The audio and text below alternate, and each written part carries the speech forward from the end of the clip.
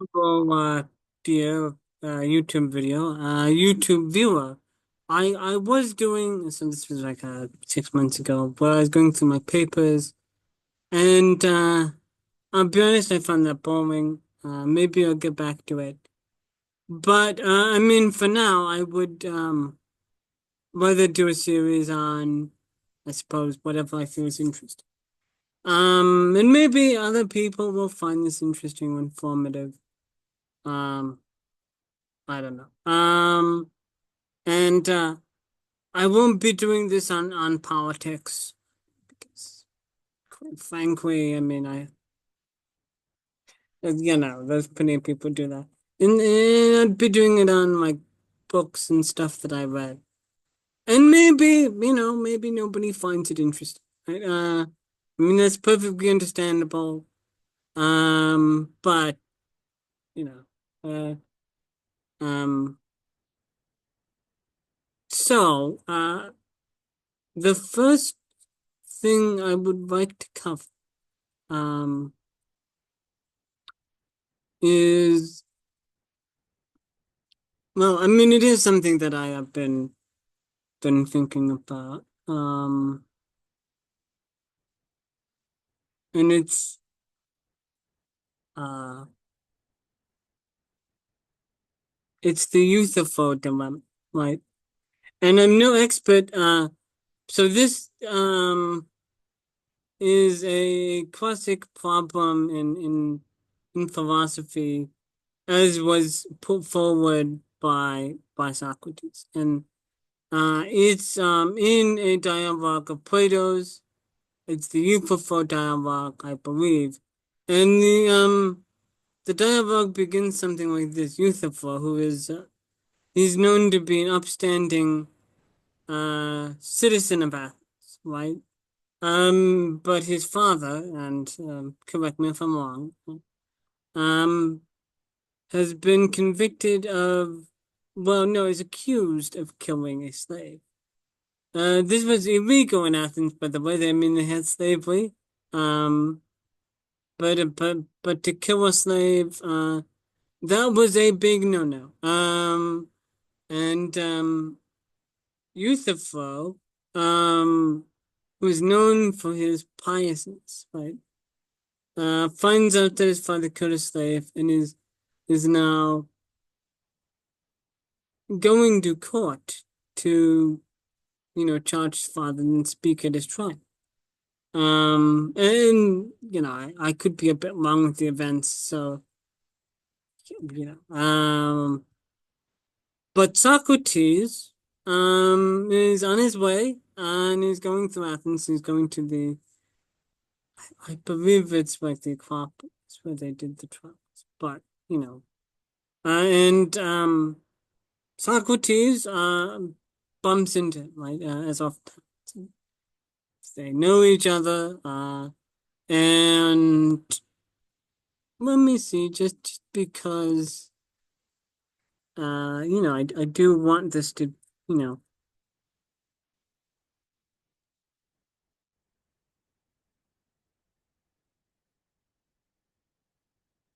be understandable to the average viewer. I will actually look this up. Um,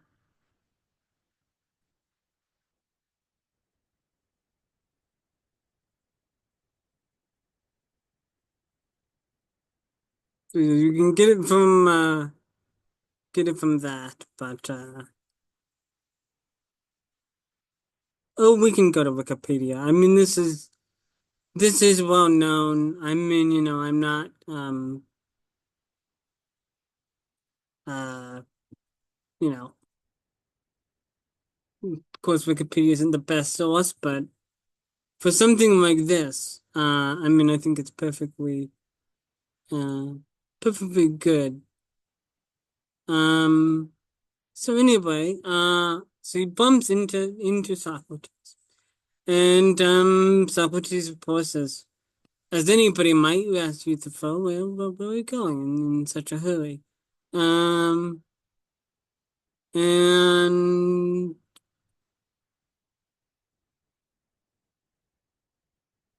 Euthyphro replies that, I've come to go to my father's trial where I'm gonna testify. And like I mean, so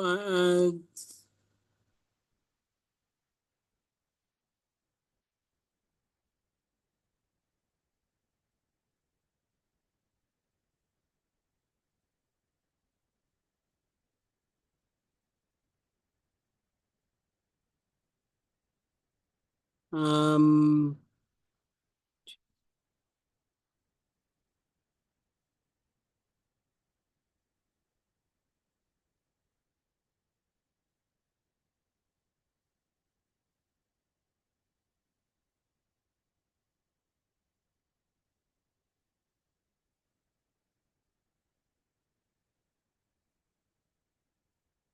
and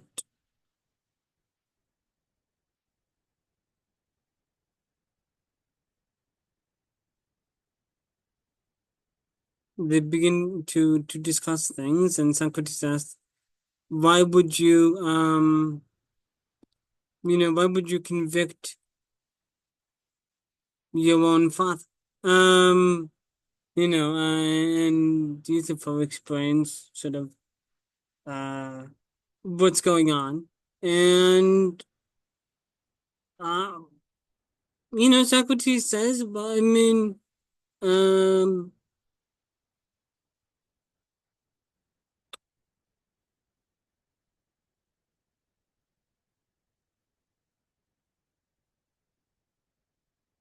no, I'm just it's a misremembering. I'm not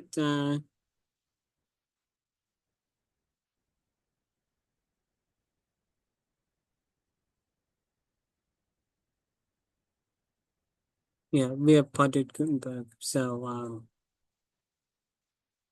it'd be pretty easy.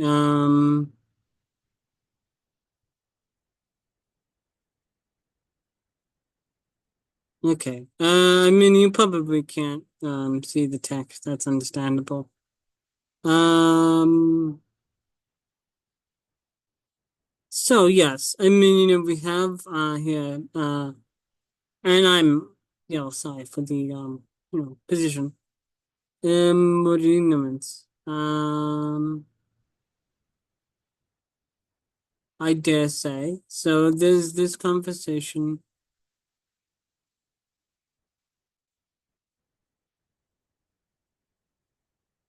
and this is just the one up, right? So you fulfill. I'm amused, Socrates, if you're making the distinction between one who is relations and pollution. Yeah, this is very complicated. If any of you want to read the whole thing, I mean, I'm just gonna give like a summary. But go to Project Gutenberg. It's free. Um, and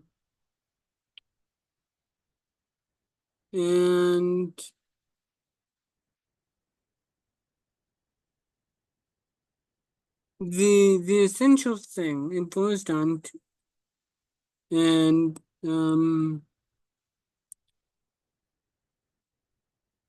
is that I'm here at the uh it would be a difficult task to make the matter very clear to you. I understand you mean, Socrates.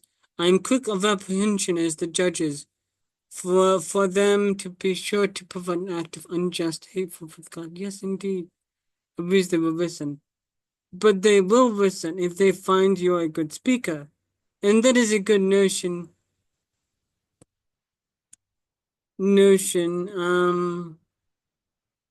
that I said myself.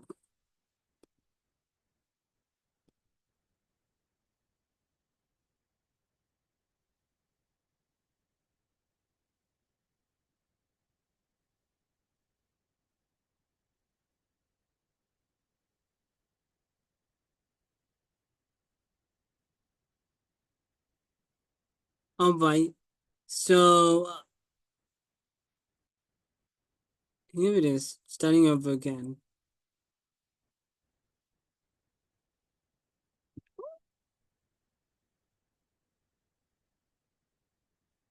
Good heavens, Euthyphro.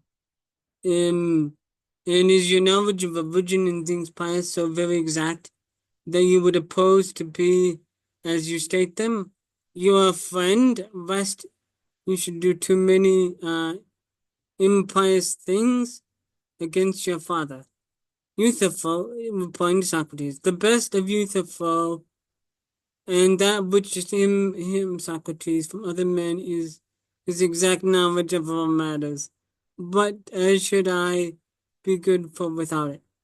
Of all matters, you can see my well, friend, I cannot think better than you than to be your disciple. Then before the trial with Meritus comes on, I should challenge him and say that I have always had the great interest in religious questions, and now as he charges to me, acknowledge Euthyphro to be a great theologian. In sound of your opinion, if you approve of him, you want to approve. If you disapprove, you should begin by indicating him who is with your teacher and who will ruin but whom he instructs, and of his old father admonishes. And if my readers refuses to listen to me, then I shall shift the indictment from me to you. So this is broadly.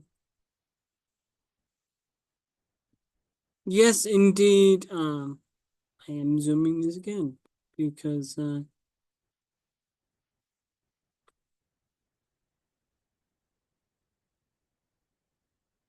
can see Euthyphro has a high opinion of himself.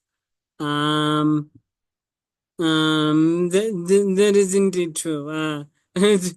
No, like being a yes, indeed, Socrates. He attempts to indict me. I am mistaken. I am not to find a flaw in him. The court will have a great deal more to say to him than me.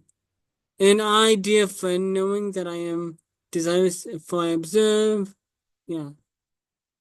And Socrates is like, oh yes, teach me Euthyphro as in regards to religious things, and always be weary when in a Socratic dialogue you hear Socrates being like, oh, because this is in fact probably a trap.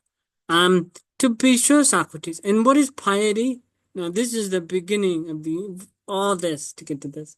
This is the beginning of the Euthyphro dilemma. Socrates, and what is piety and what is impiety? So piety is doing as I am doing to you.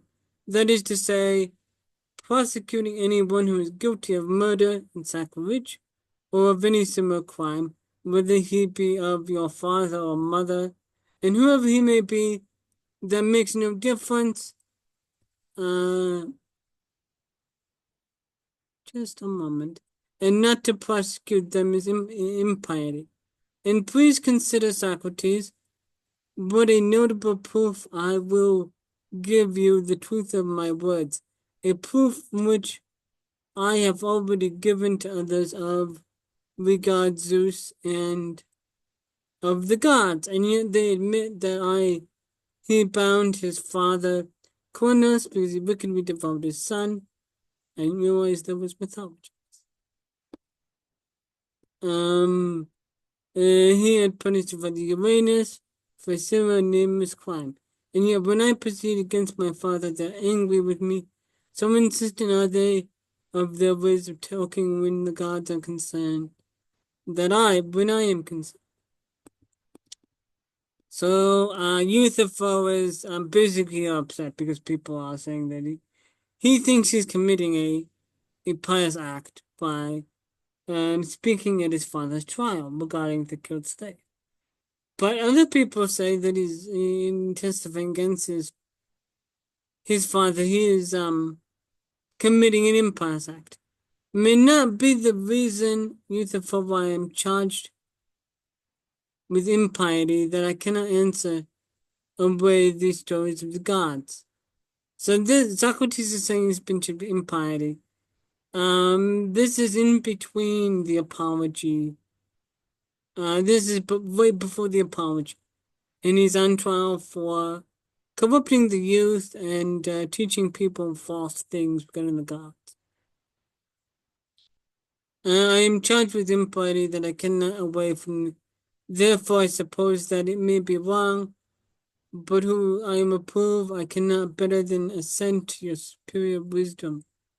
I say, tell me, for Zeus, whether you are really they are true. Yes, Socrates, and things more wonderful still, of which the world is ignorant. Um,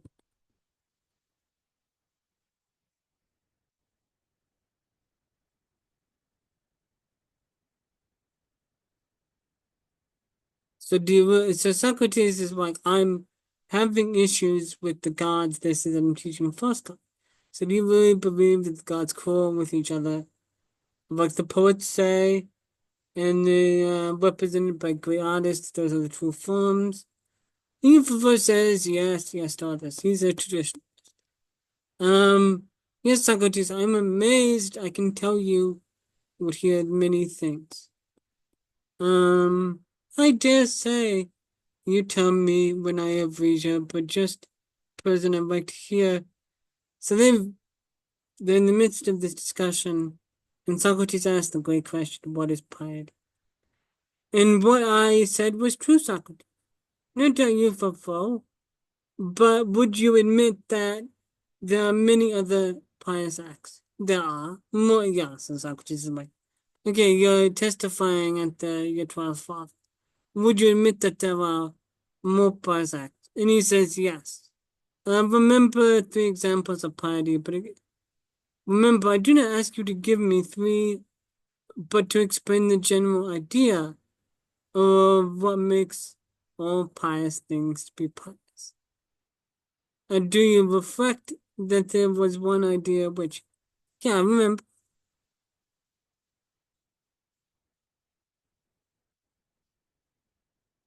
And so Socrates, well, you've been giving me these definitions. Um, I remember. Tell me the nature of the idea. So Socrates is like, I don't know much about piety and being charged with impiety. You who are pious, you fulfill, you know much. Please give me a general definition. This is in my view an intellectual truth that he's putting up. I will tell you if you would like. I should then. So, this is the great Euthyphro dilemma. Piety then is what is dear to the gods, and impiety is what is not dear to them. Right? So basically piety is what the gods love, and impiety is what they do not love. Very good, Euthyphro. You could now given me the sort of answer which I wanted. But whether what you say is true or not, I cannot yet say. So you've given me the definition, but I do not know if you're true. Although I make no doubt that I've improved the truth of your words. Of course. Yusuf. Socrates. Come then, let us examine what we are saying. And that thing or person which is dear to the gods is pious, and that thing or person which is hateful to the gods is impious. These two being the opposite extremes, would you not say? So Socrates says, all right, what's dear to the gods is pious. That makes sense, right? So then we have the opposite extreme, which is impious, so it's hateful to the gods, and that is the sort of opposites. And Euthyphro is like, yes, it is. And well said. Yes, Socrates. Um, I thought so too, and I was certainly saying, and further Euthyphro, the gods, were admitted to have enmities and hatreds and difference. Right. So Socrates goes on to say, this is well said, right? But is it not true that the gods had enmities, that they had hatreds, that there are differences among one another? And Euthyphro, because he's a traditionalist and believes the myths to be true, says, and what sort of difference creates enmity and anger? Suppose, for example, that you and I, my good friend, differ in a number of this sort. What sort makes us enemies, and what do we not once at the end by the sum true? Suppose we differ, yeah. I mean, it goes on and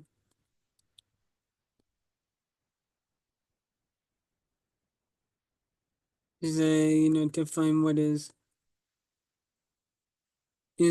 correct. So they're going to argue about what disagreements in among people would that lead to us um being impious.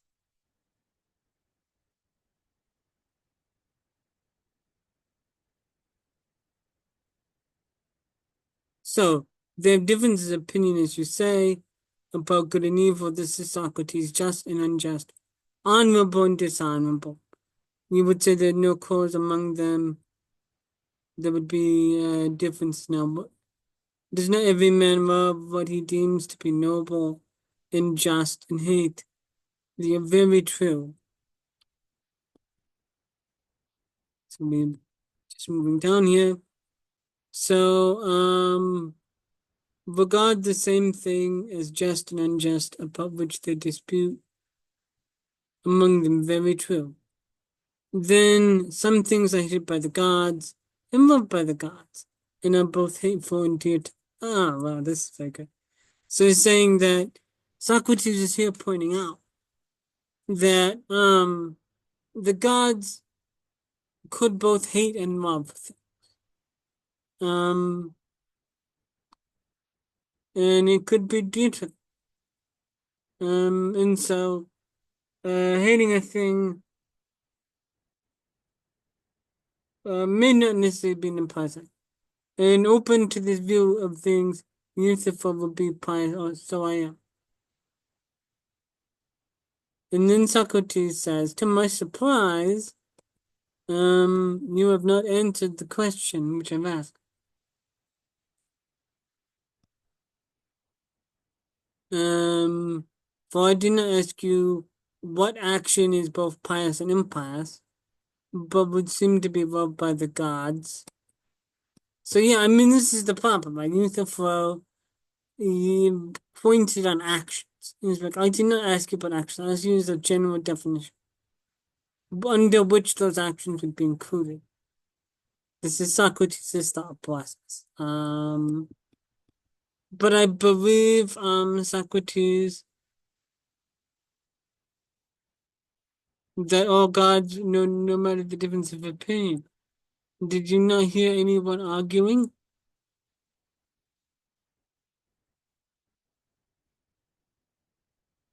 And so they get to arguing about the murderer.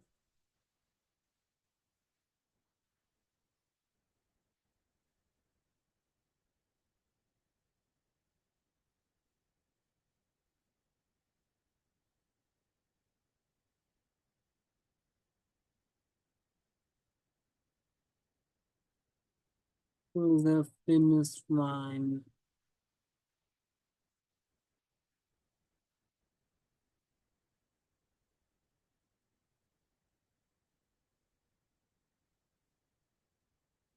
All right, here we go. So they're arguing about actions. My Euthyphro saying, well, Mike, but Socrates, well, you didn't answer my question. And this is about a general definition. And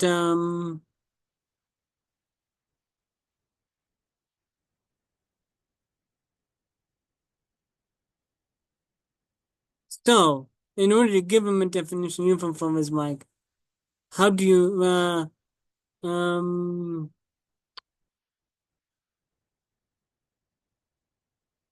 I mean to say that what is holy has been known to us to be loved. So Euthyphro is like, well, okay, let's dear love. Something is pious when it's loved by the gods. I mean to say, when act is pious when it's loved by the gods.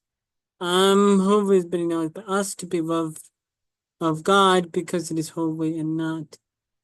Yes. but what is dear to the gods is dear to them. And this is the great sentence. But what is dear to the gods is dear to them because it is loved by them, not because it is dear to.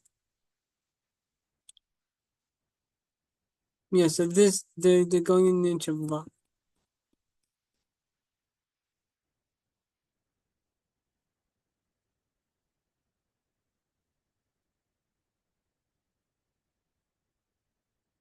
So Socrates.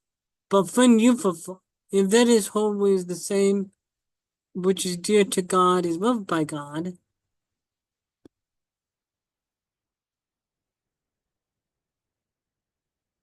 is being dear, but is different loved by God than whom we.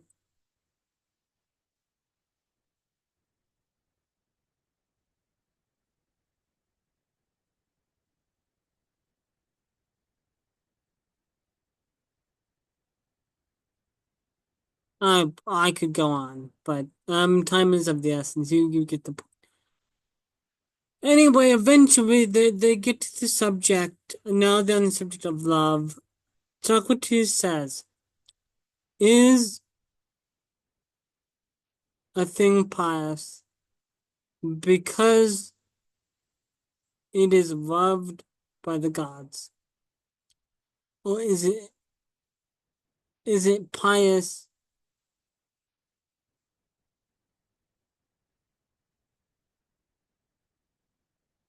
Let me give um.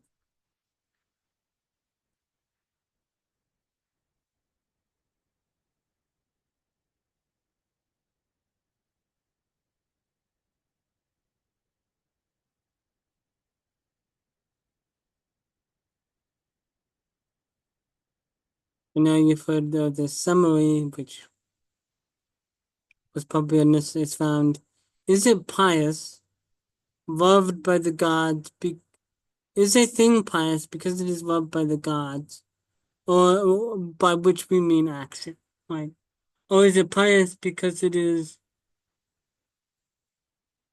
So is an action pious because it is loved by the gods, or is an action pious? Is the pious loved by the gods because it is right? Meaning, is there an independent? Is what is being pious like a pious action, independent of the gods, or is it pious because it is loved by the gods? Right? Is an action pious because the gods love it? Right? So this is an interesting question, and it's a question I've struggled with, and um, because it suggests here that there's an independence of pious, right? That a pious action is pious not because the gods deem it, right, or God, but because it is in itself pious, and therefore the gods deem it. So there's an independent action, and this is really a dilemma, particularly when you get into, um, you know, monotheistic religions like Christianity, Judaism, Islam, and um, I don't know. I mean, I was thinking about this the other day, and the only answer I could come up with, right, and this is not like a rigorously researched answer, my solution, whether or not, is that I think, I, maybe one day I'll write like a philosophy paper, do research, see if I'm true. For the moment, I suggest somebody else has probably said this, but my suggestion, my real solution, because I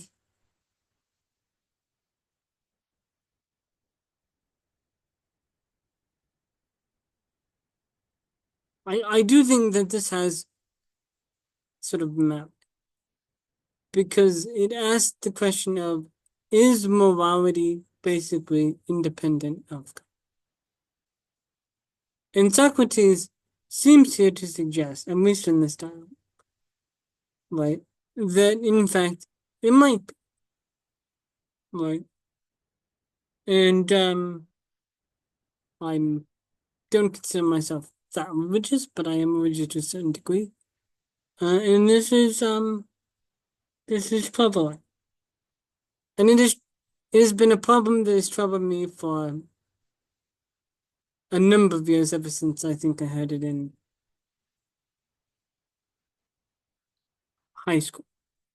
And I I do think that there is a solution to this. I mean, well, I don't think there's like a real solution. I think there's personal solutions. I think from reading the text numerous times, and I'm sure some of you out there are Socratic scholars, I think this is more about posing Euthyphro question, sowing doubt in what Euthyphro is saying because he has said he is pious. That being said, I think on an individual level, as I was thinking about this, um, I think it relates. I mean, and again, I've not done extensive research. This is just kind of off the top of my head answer. Right, so don't take this as being, I mean, if you're watching this video, take what I said earlier being the importance, being the fact that morality might be separate from the gods. And Socrates is really one of the first philosophers in the West to think that that's the important. My own personal thing is uh, the solution that I personally think may be true is that I think that philosophers have tied this up too much into the Christian gods. And I think that if you read Greek mythology, then you know that the gods are not, more, they don't, morality is in some sense separate because everybody's bound by fate, right? Um, so therefore, for Socrates living in the um, 3rd century BC, morality is something that is maybe probably independent of the gods because the gods have different moralities. Therefore, the solution, as far as I see it, right, this is my own personal solution, which I, again, have not done much research of, take it with a grain of salt, is that when Socrates is asking in the Euthyphro dilemma, is the pious loved by the gods because it is pious, or is it pious because is an action pious because it is loved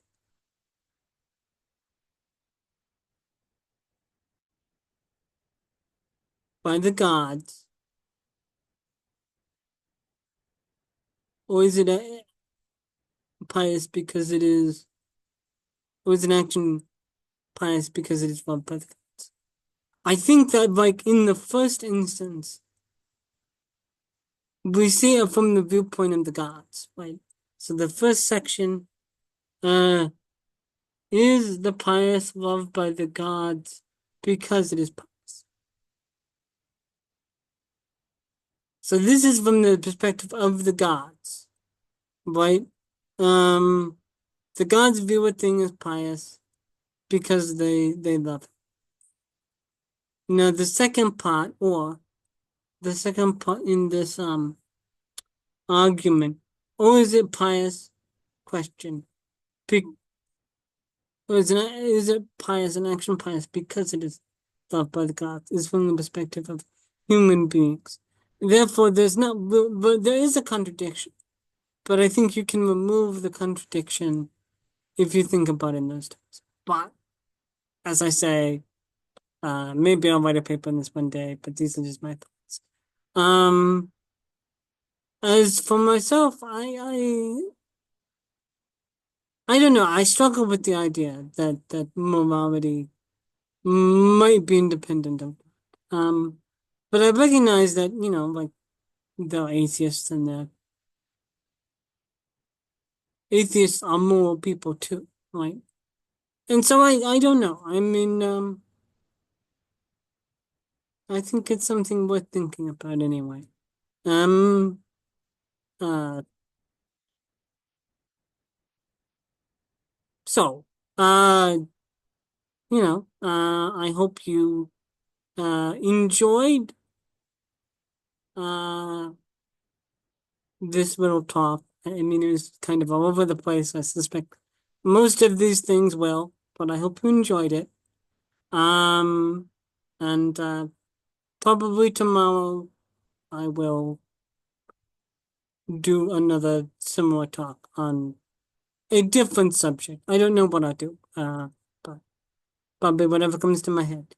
Anyway, goodbye, ladies and gentlemen. And have a nice day. And if you want to comment and subscribe and say that I'm wrong or getting it wrong or that you enjoyed it, please do. Uh, bye bye.